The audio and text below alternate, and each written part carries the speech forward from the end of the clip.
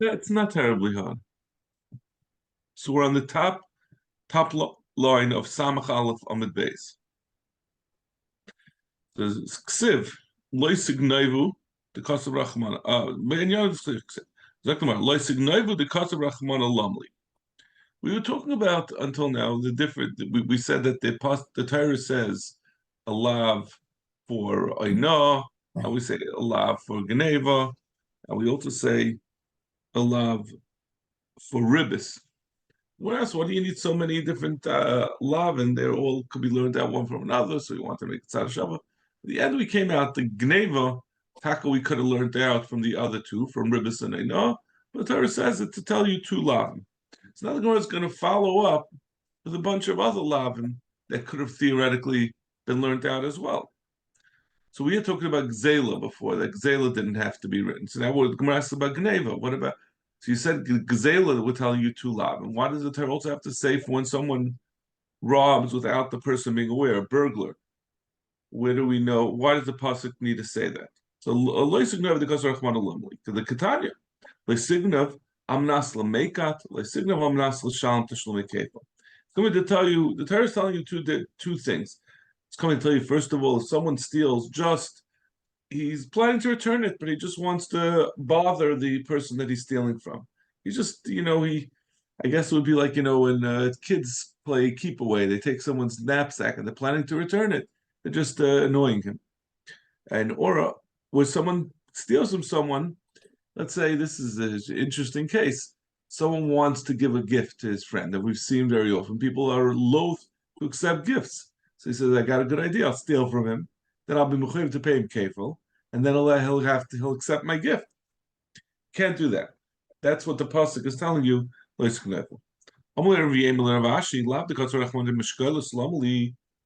it another question? Why does the Torah have to say a lav of using false weights? That means when you're doing a false weight, so you're a merchant, we're 5 lines down on Samach Aleph Amid Beis. So Gemara is mentioning different types of fraudulent or illegal type of ways of taking from someone. So now Gemara is asking, why do we need a special pasuk to tell you that you can't use false weights and measures? Like we said, you can learn it out from Oina and Ribbis together. We see that you can't take from someone without their consent. So this is also taken. Amalei. So he answers, it's talking about someone who doesn't use a false weight per se, but rather he soaks the weight in salt water, which has the effect. The Rishonim have different pshatim. Rashi says it makes it heavier. So a buyer would do this in order to increase the amount he gets. Other Rishonim say it makes it lighter. It's talking about the seller. That makes it he has to give less. So because normally you think the merchant is the one who has the control over the weights. So Gemara, why does the Torah have to tell you that? Well, that's when you use a false weight intentionally. That's stealing. Why is that different than other types of stealing? So a level of mishas asiya. When it says the reason why the Torah has to tell you a special lav on this is to tell you that you're over not just for implementing this plan of soaking the weight, but even as soon as you've soaked the weight and made it a incorrect weight, you're over. Wherever it's like we saw before that we were masakin that you can't keep a false coin, a coin that has missing too much of its value. You're not allowed to keep it around, so too you're not allowed to keep this around. Toraban, lisasu abel b'mishpeh, b'mida b'mishkalu b'mishura. The Torah says you can't make a false measure. You shouldn't do avel. You shouldn't do an avera by mishpat and judgment with a mida, with the measurement, b'mishkal, with the weight, b'mishura, with a liquid measure. The mida zumadinas karka. Measuring is talking about measuring karka. Talking about what people are dividing up. We're on Samach Aleph on Midbeis, about 12 lines down. That a person shouldn't measure his field during the summertime one time and another time in the winter because they used to use a rope to measure fields. If two brothers were dividing up Yerusha, so they'd have to measure the field to divide it up equally. And during the Yemais HaChama, when it's dry, the rope is very taut, so it's shorter. During the Yemais HaKshamim, when it's more humid, the rope gets wet, it expands the rope. So the Torah is telling you can't use, it comes out to two different measures, and it's not going to be a fair measurement. And then we said, the mishkal, as far as weight, like we said before, that a person shouldn't change the weights by putting them in salt. Mishura is talking about a liquid measure. You shouldn't use it. You shouldn't give it together with the foam. You shouldn't measure. Let's say he's selling a beer or a Coke. You can't let foam fill up half of the cup, so the guy's not getting its full value. And the Gemara says, the Torah says in Meshura, look, it's 1/30 of a look, a very small amount. It's kpidol of Torah. The Torah is makbid that you shouldn't allow foam to take away part of that. But look, certainly larger amounts where your person is having more taken away from him because of the foam, certainly you're not allowed to do so. Amrava. Lovely the cuts of Rachmana, Yitzias Mitzrayim Beribitz. Why does the Torah says, where's the pasuk? It ends off that Asher Haitzich Me'eretz Mitzrayim. You shouldn't take ribbis because Rabbi Shalom is the one who took us out of Mitzrayim. So why does the Torah have to say Yitzias Mitzrayim Beribitz? Yitzias Mitzrayim Gabi Tzitzis, Yitzias Mitzrayim Mishkalish. Why do you need it Legabe Tzitzis? Why do you need it Legabe Mishkalis? Amar HaKadosh Baruch Hu, Anishu Hu Shevchanti BeMitzrayim Ben Tipa Shel B'char LeTipa She'ena Shel B'char. The Rebbe is trying to tell you a message that I am the one who saved you, B'shas the Makas B'charis, that I was able to tell who was a B'char and who wasn't. Anehu She'asli Par Misha Tolam Oisa B'Nachri U'Mal V'Oisam L'Yisrael B'Ribbis. I'm also going to get from someone who lends a yid who lends another yid ribbis, which is usher, and he tells him, "Don't worry about it. This money that I'm lending you, the ribbis, is not my money. I'm acting as a factor for a guy, and therefore it's allowed." And the person who's borrowing it doesn't know, but the Rebbe Shalom knows. That's why he says, that's why we title the din of ribbis in Yitzias Mitzrayim, telling you that the same Rebbe Shalom who knew who was a bachar will also know that you're really doing ribbis from a yid. Also, someone who puts his weights in melech, which is not evident to the purchaser, but the Rebbe Shalom will know. And also someone who, rather than using a tchelis, he uses the dye from a tree, which is not tchelis. And he says it's tchelis. The Rebbe Shalom will know that your tzitzis are not kosher.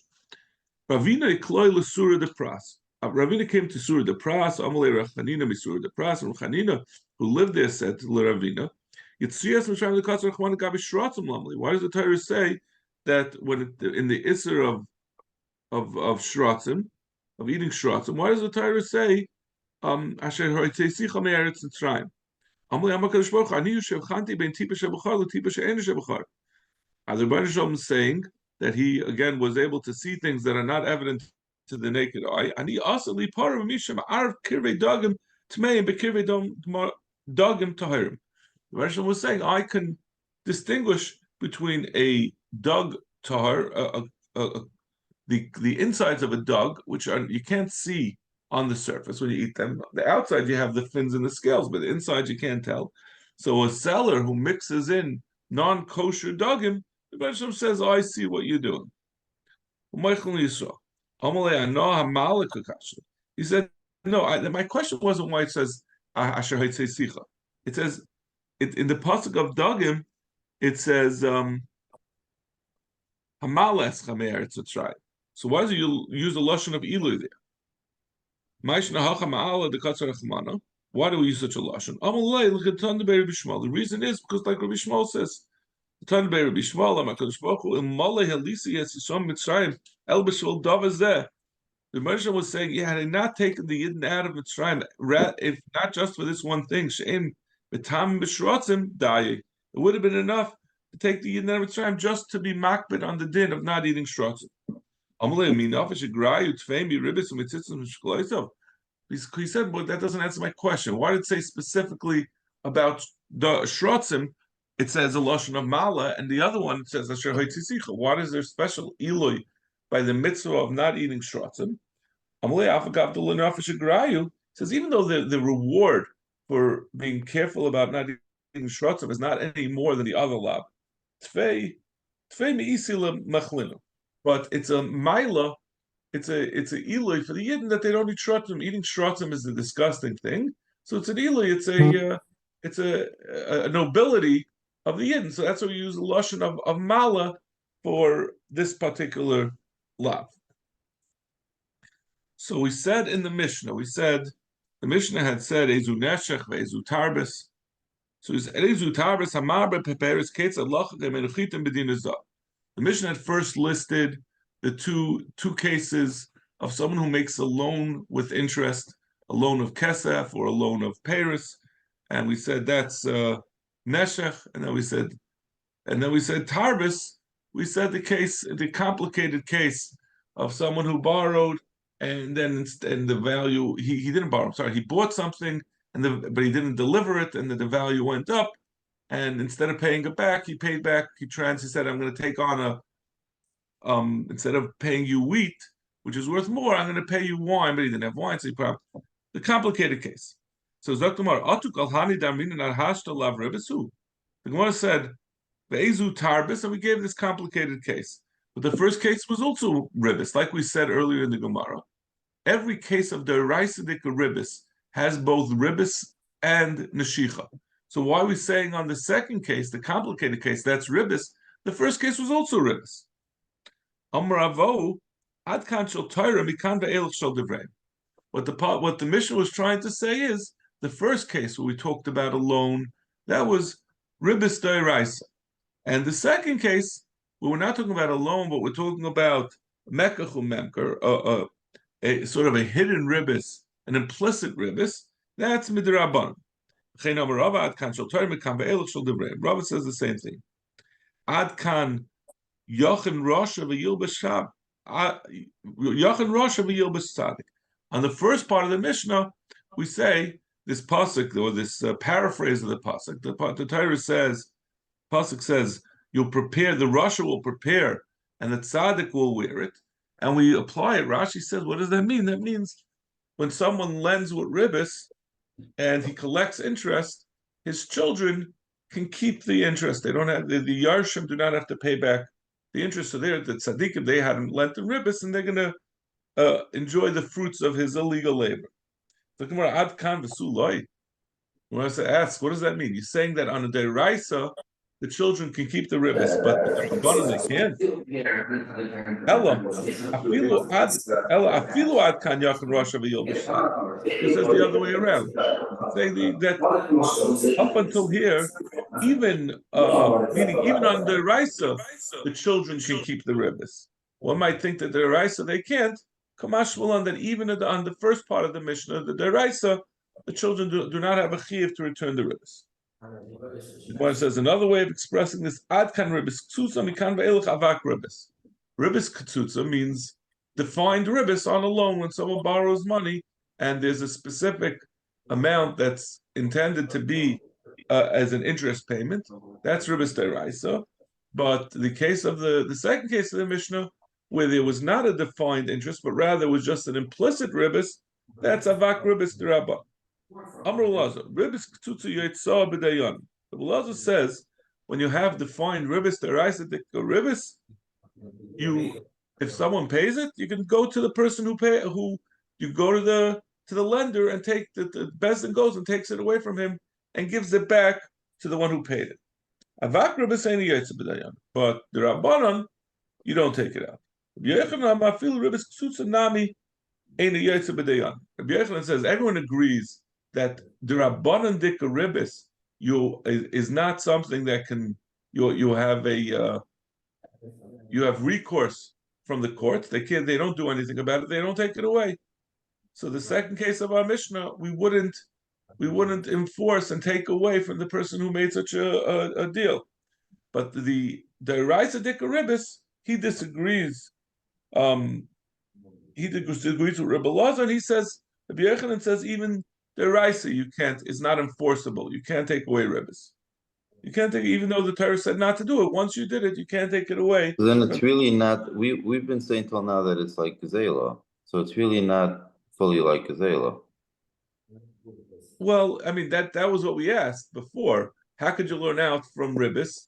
Ribbis is a chiddush that the lender has agreed to it. So it's gzela in the sense that you're taking something that from someone that the Torah said you shouldn't. But it's not gzela in the sense that it's you're taking something with someone against his will. So that's. But we'll see. There's going to be psukim where he learns it out from. Rabbi Yitzchak, my time of the Rabbi Yochanan. What's the reason of Rabbi Yochanan? Why does Rabbi Yochanan say you can't take away rib exclusive? The Torah says you shouldn't do it. So l'chayra, we should undo what you did illegally. The Amar Kon Neshech Nosen the Tabis Lakach V'chai V'chai. The pasuk says someone who bites with ribbis. He gave Beneshech Nosen. He gave to someone with a ribbis with taking away from him. The Tabis Lakach, and he profited. V'chai, will the Rebbeinu allow such a person to live? It's called Ha'ela also. And the pasuk continues. The pasuk says someone who lends with ribbis, he's going to die. The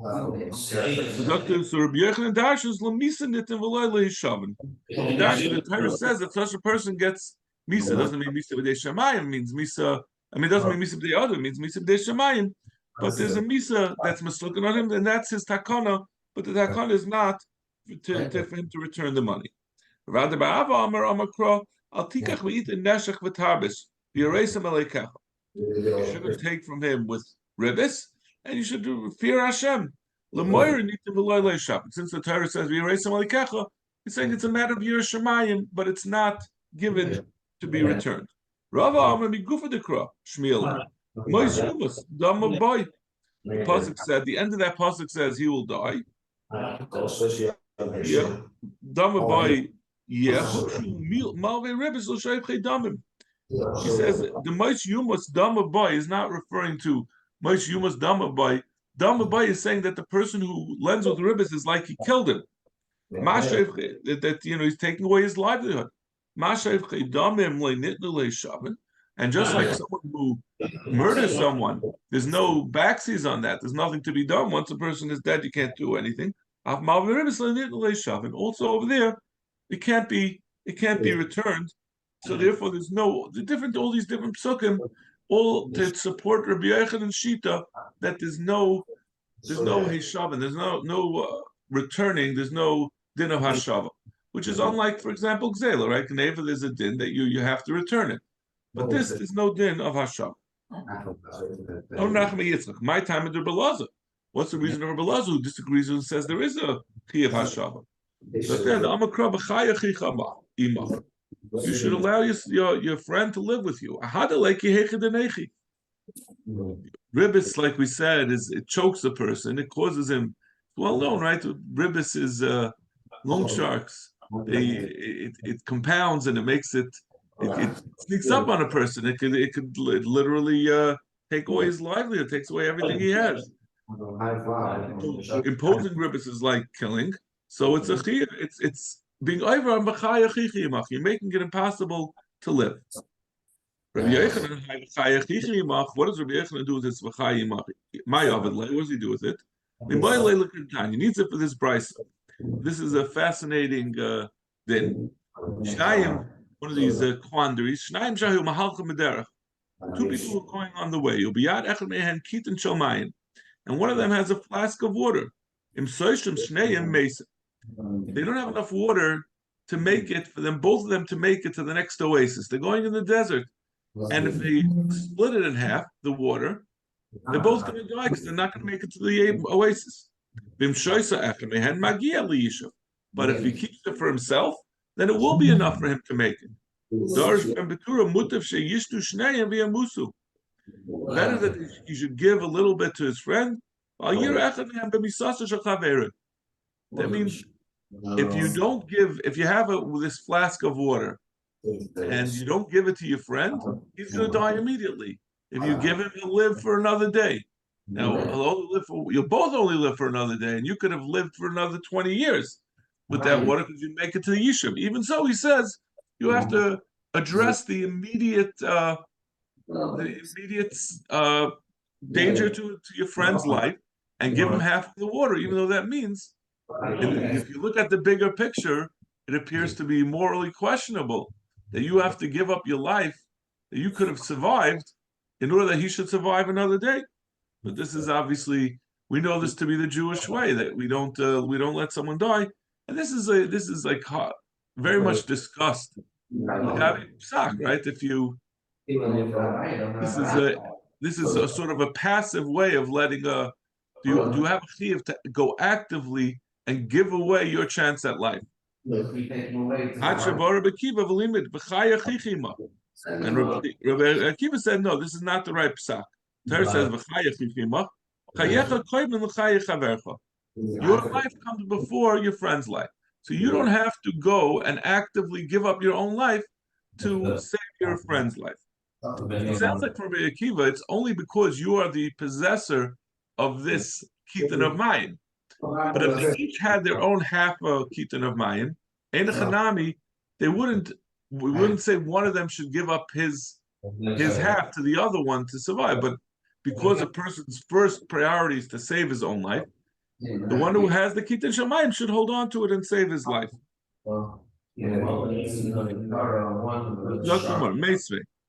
The Gemara asks the kasha on this rule that we say that Rabbi Yochanan says that there's no din of hashava on ribbis. If someone paid ribbis, you don't have to return it. If someone's father was unfortunately a loan shark and he lent with ribbis and he died and he left over Yerusha with ribbis, even though the children know that it's ribbis, they don't have to return it. The Gemara, what's the base? Says, Inu, who the ein chayav l'hachzer havi ein chayav l'hachzer. The Mashmoyah says the Yarshim don't have to return it, but their father, who was still alive, would be required to return it. So, l'chayr, that's Shver and Rabbi Yochanan who says there is no chayav havashava. No, the father also would not be mechayiv. I did the kaboy lemisni seifa. Since we have to say the seifa niach lenavi and para v'talis v'chol davar hamasuyin chayav l'hachzer, the father had not left over cash which he had gotten from ribbis. But we've had this concept before that Yisayimim have a chiyuv of kavod aviyim, that if they have something that their father had gotten, an actual object, if he got a talis or a cow that he got as interest, they can't retain it in their property because people always point to it and say that's the money, that's the object that their father had received as interest. They covered aviyim, so it's not covered for the father. And in our relation, but they do. Therefore, we said also, legabi them, they don't have to return the money, just to say, to juxtapose that they do have to return objects because of this issue of kavod aviyim. Even if it is a object, why do we say when they kavod aviyim they have to return it? There's a rule that you can't curse someone in your nation, and that's limited only to someone who is considered amcha. And so the same thing we should say with this father. If he's known as a malva beribis, he has no kavod to begin with. Why are you mechuyev als kavod aviyim not to retain it? He was known to be a bad guy, and there is no chiyuv of kavod for him. We're talking about where the father did tshuva, so now he got back his kavod, and therefore the children are mechuyev to uphold it. My boy got back. What kind of tshuva is that? Why does he still have the ribbis if he did tshuva? He should have returned it. Actually, we're talking about when he did tshuva and he was intending to return it, but he never had a chance to do so. Basically, the people who steal and malvi ribbis gavu machzirin. We had this gemara back in Bava Kama, and it was equally mysterious. The gemara is puzzled. Someone who stole and someone who lends in ribbis, even though they took, they have to give it back. So, what does that mean? Even though they took gazlan and mai, someone who's a gazel. What does it mean to say? Even though he took it, he gazel. If he took it, then it's not aval pisha gavu. He's a gazel. If he like gazel, if he didn't take it, if he wasn't gaiv, if he didn't take the object, gazel and karis lahu. It's just because someone had an idea that he wanted to steal something and he never was gaiv it, he never took it. You wouldn't call him a gazlan. Ela ema gazlan umayniu malve ribbis. The Gemara says it's not talking about a gazlan. It means someone who we call him a gazlan, but it's talking about someone who borrows, who lends with ribbis. Gavu, even though he got the ribbis already, machzirin, he has to return the ribbis. So this is shver and Rabbi Yechanan. It's saying that someone, even after he's gotten the ribbis, has a chiyav hashava, he has to return the ribbis. The Tumar Tanohi, even though that Tana says that you do have to return, there's another Tana who just says vaket. The Tana, Rabbi Nechami Rabbi Elazar ben Yaakov, hoitrunis hamalva v'esa arav. There was a Tana Kama who said that you chayiv, but Rabbi Nechami Rabbi Elazar ben Yaakov say hoitrunis hamalva v'esa arav neshiyesh ben kumasei. Someone who is a lender of ribbis, or someone who's a guarantor on a halva of ribbis. So we talk about how the Arav works, but essentially the Arav becomes a lender also since the lender can take from the Arav, so he becomes also like a lender to the borrower. So both of them are potter from a lav because there's a komasei, and because there's a komasei in the lav of lending with ribbis, there's also an essay. It's a lav anitig lesay. My komasei. What's the essay of it? Is it not because we say that you have to go return it? And they were arguing, right? We said that there was a Tanakama before Rav Nechanya and Rav Elazar ben Yaakov who disagreed and said there is no komasei, meaning that that's Tana who says that there is no chiyuv to return ribbis. So Gemara, no, not necessarily. That's not what's going on there. My kumasei, what's the kumvasei that we talk about? Lekroya shtara. It's talking about someone who made a shtar, who made an agreement to lend with ribbis.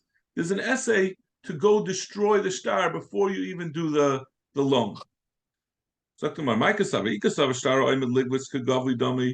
you hold that once you wrote the shtar, it's as if the money was already by the borrower. You made a shtar to lend them with ribbis, and now it's as if the money is by the borrower, and the return of the ribbis is by the it's by the borrower. It's as if he already borrowed with ribbis. Vavdu surayu. The issa was already done. So what have you changed by saying that they have to rip up the shtar? It's too late. It was already, the act was done. Ripping it up doesn't undo that.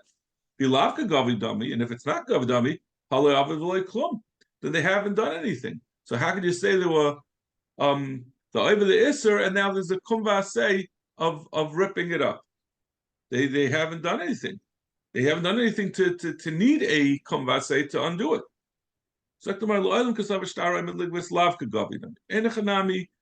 It's not as if the halva ribbis already happened.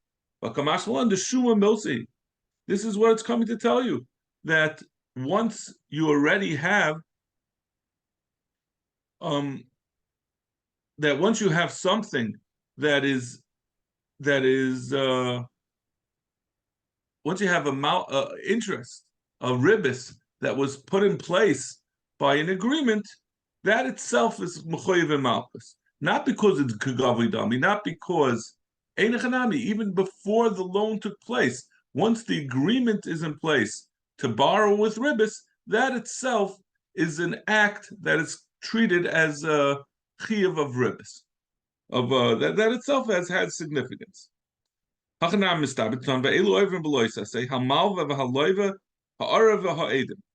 malva, the lender, and the loiva, and the borrower, the arav, the guarantor, and the edim who participate in this act of ribbis. So Bishlam Kulu Avar Maisa, all of them did something. Edim Mai Avid.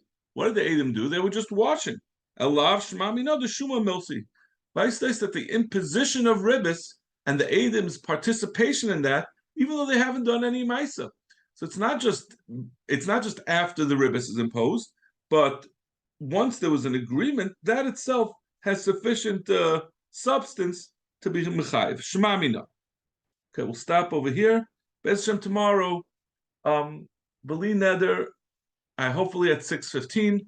I'll send around the text later, but we'd like to start at 6:15. I'm sorry, Rafal, if you want, I can. You could listen to the recording, or we could chazer it over later if you have a chance. That's fine. That's fine. Go ahead. Have a great day. Mazel tov again. Thank you so much. Mazel tov.